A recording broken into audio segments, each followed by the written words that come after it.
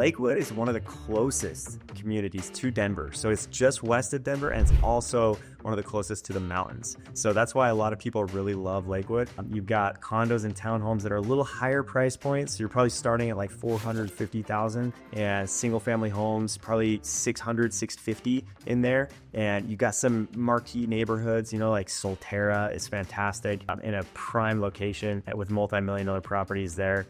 And all across the board, it's kind of a multi-plane community. There's some really cool spots within Lakewood, none more popular than Casa Bonita, which was just bought by the South Park owners.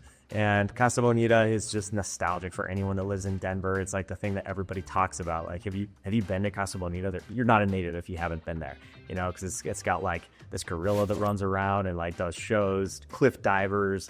It's Mexican food, and it wasn't the best food for a long time. And so a lot of people like have that connotation of it, but now the South Park guys have a new chef. It's better food now. They just reopened and it's a lot of fun. So if you're going to Lakewood, you got to visit Casa Bonita so you can see that. And then it's also really close to Red Rocks Amphitheater, which is like nationally and internationally known, right? It's one of the best theater venues in the world. And it's incredible, with just this stadium seating and red rocks, like arrowhead shaped rocks all around you, incredible sound. And some of the best artists ever in history have been there and performed there. So awesome place to check out. It's location wise, it is like 15 minutes from Denver. So that's why everybody loves it. And I guess if you had to complain about Lakewood, it would be that a lot of the homes are older. Apart from like the two communities I just told you about, like a lot of the construction was in like the 1940s, 50s, 60s, 70s. So you don't have a ton of new homes. So a lot of established neighborhoods, if that's more your vibe, like that could be a really good